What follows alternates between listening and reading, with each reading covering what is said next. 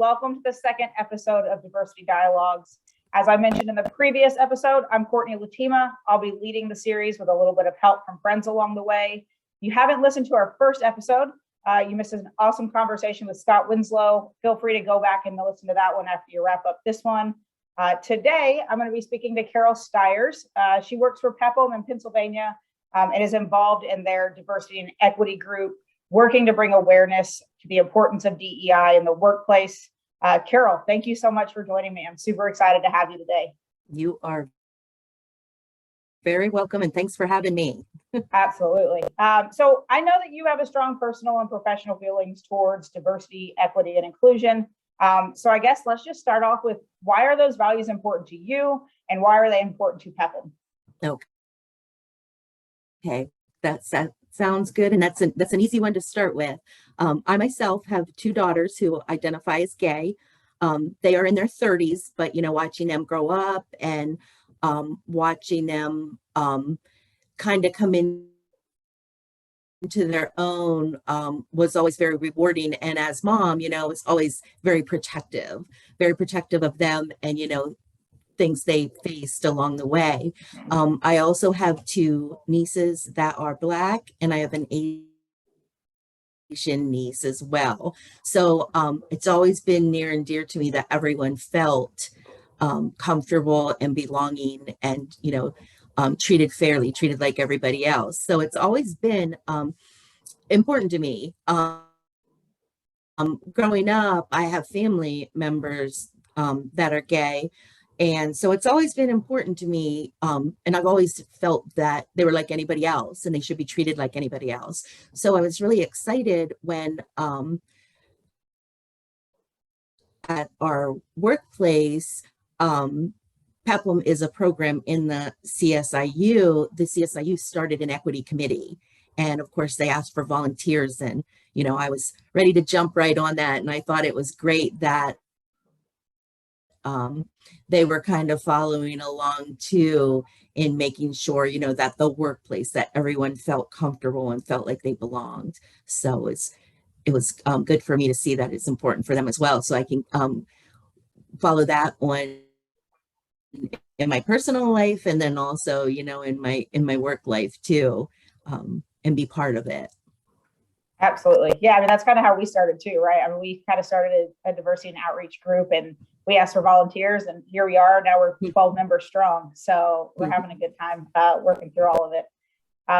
So I guess as part of that DEI group, or that diversity and equity group, what kind of goals are you guys setting around diversity, equity, and inclusion, and kind of who's responsible for making sure those goals are met and things like that? Sure. We, being an educational service organization, we just feel like it's our responsibility to make sure we set a good example, that our employees set a good example, and we are treating others the way they needed to be treated, and that everybody has the same opportunities. That inclusion is a big part of that as well. We want to make sure that everyone's aware. You can't fix something if you don't acknowledge it. So we want to make sure, it's not just enough to say, I believe in equity, and, I think that things should happen, that everyone is treated fairly. But we need to make sure that happens. We need to set, plans in place and follow up with those. The nice thing with our equity committee, PEPPM is a small program in the CSIU. The equity committee itself, I believe, is about 30 members, but we have a senior leader team. There's 6 senior leaders within our company. All of them are on the equity committee, starting with our, person at the very top. Our human resource manager is part of the equity committee, our executive director, human resource manager, and then down to representatives from the different programs like me. So it's nice to have that kind of support, that it comes from the very top, and they're kind of tracking and make sure we're moving forward. So we meet once a month now. COVID was this kind of got started when we got started at the beginning of COVID. So we were meeting, Zoom meetings like everyone else and all that. Now we're meeting in person, and it's definitely a nice change. So we have really good discussions, and how we stay accountable. It's easy to come up with a plan. This is what we stand for, and this is what, we want to do moving forward. But if we don't, if no one keeps us accountable for that, how do we actually track that? So it's something we discuss every month, and, keep moving forward in, what we want to achieve. Yeah, no, that's awesome. Yeah, we also meet Zoom. So our diversity and equity inclusion group is kind of spread out all throughout the Eastern United States. So pretty much none of us are in the same place at the same time. So we're Zoom all the time, which has worked out well for us as we continue to grow out. So I totally understand that. How are you guys kind of working to promote DEI into the company or bring people onto this board or this group, and kind of what's the reaction been from people as you guys work to promote that? From what I've seen, it's very positive. When they asked for volunteers, there were quite a few that jumped on board right away. And, I know there's 30 some. We have a web page, like every business. And we have an intranet though on our web page that only employees get to. And there's an equity resource link right on there that you can go on, and they always there's interesting things on there to read and stuff. And in the equity committee, we're actually doing a book study right now that we're all reading the same book. I've never been in a book club before. I don't know why, because I love to read. So we're all reading the first unit before our next meeting, our next equity committee meeting, and then we're going to discuss it. And I find that really exciting because it's something we can do before the next meeting. Then we go in and we're all prepared. We're prepared for those discussions, and we can kind of hit the ground running. So I like that a lot. We have an annual meeting too, and the equity committee always has a presence at the annual meeting. That way, last year there was like a table or booth that if anyone had any questions or anyone wanted to look into it, this is something that I might be interested in. So there's a presence at that as well. So, and that's a mandatory annual meeting that, everyone's like, I hate to give up my day of work to, go, but it's always informational. So I was really excited to see that. Yeah. As part of that meeting too. Can I put you on the spot and ask you what book you guys are doing for your little book club? You can. And I actually just started it. I have 100 pages to read to our next thing, but it's it's called Belonging Through a Culture of Dignity. And that's what I really, really liked about it. It's not just how we want to, treat people and make them feel, but why. Everybody has a right to dignity, and it's like God-given right. And it's a really different take on things. So I really am enjoying it. So Belonging Through a Culture of Dignity,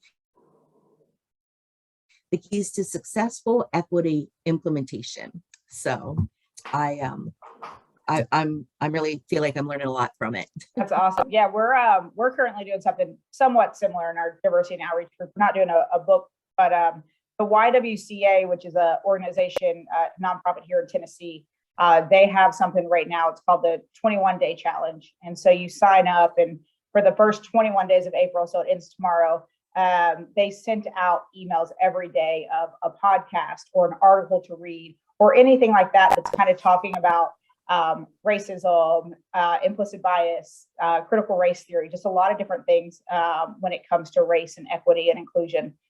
So we're all kind of subscribed to that and reading through it, and we're all going to review it at the end of it and kind of see really the goal is to see what like one piece or two pieces of information really stuck out. What was important to you? Because some things might be important to some people that aren't as important to others. So like racism in schools is really important to me as a mom, a mom of mixed children at that.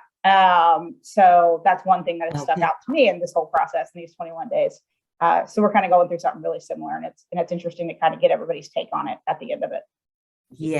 Yeah, that is. I really have learned so much from from meeting one.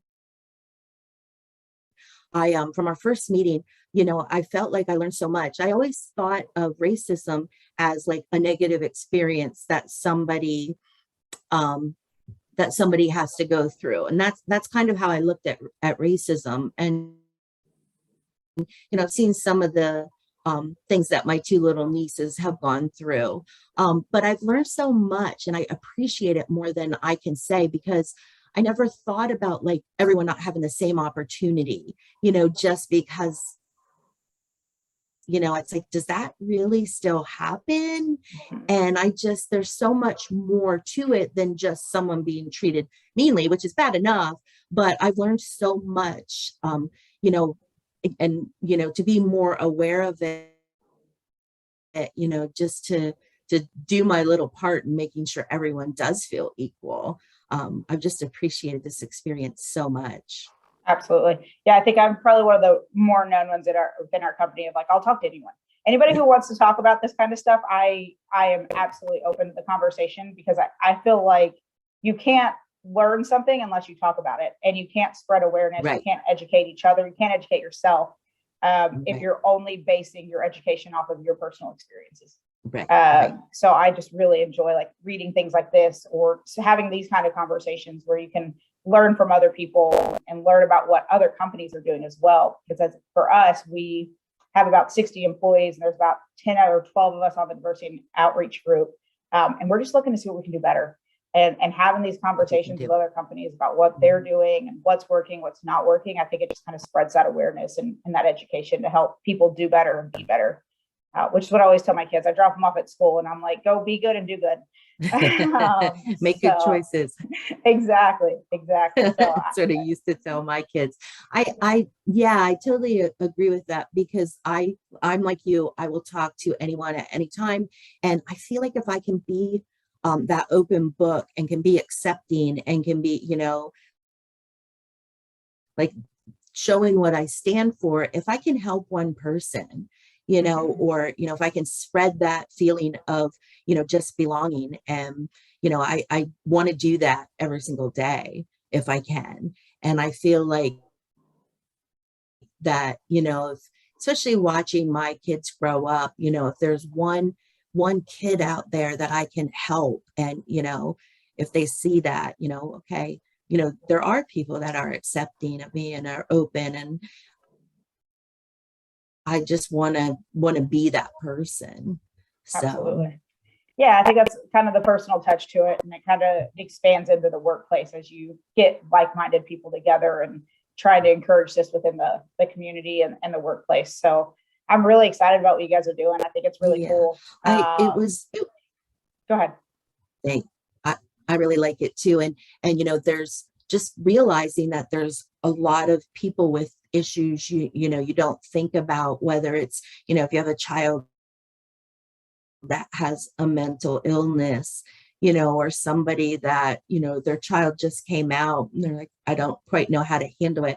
There's just so much out there, that people just, I think, want to talk and feel like they're being heard. And okay, there's other people that are in those same shoes or were in those shoes. I think it's just really important to keep that communication going. And I just am really thankful that I work for a company that is making it such an issue that's in the forefront, and getting some information out there and putting a plan in place. And it just means a lot. Absolutely. No, I totally agree. I feel the same way about our company as well.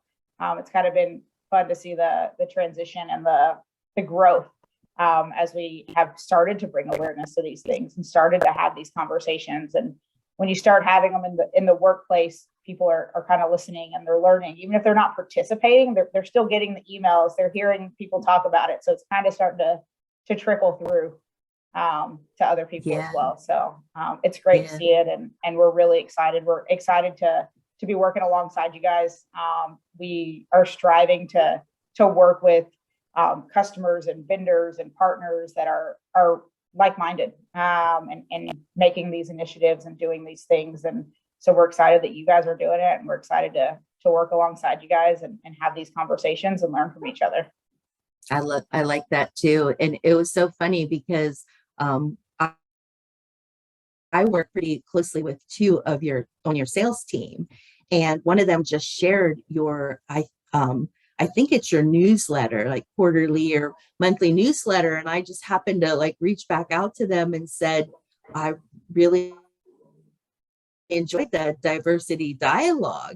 And then I got to meet you, and then we got to talk, and it's like, that's just how it happens. And it's so great that, that just kind of went from that, somebody just sharing, hey, here's our newsletter, thought you'd like to see it. And it's like, I really enjoyed it. And now here we are. Now you're here, episode two. Yes. So yes. We're extremely grateful for your response to that first and foremost. And then also just for you agreeing to come on and do this and be our second episode and have these conversations.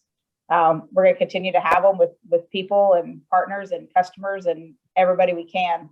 So we appreciate you taking the time and chatting with me. I always enjoy talking to you. I think we've talked a number of times now, and it's always been really fun and enjoyable. Very, very enjoyable. Yeah. Well, I'm going to appreciate you real quick. Too. Okay. Yeah.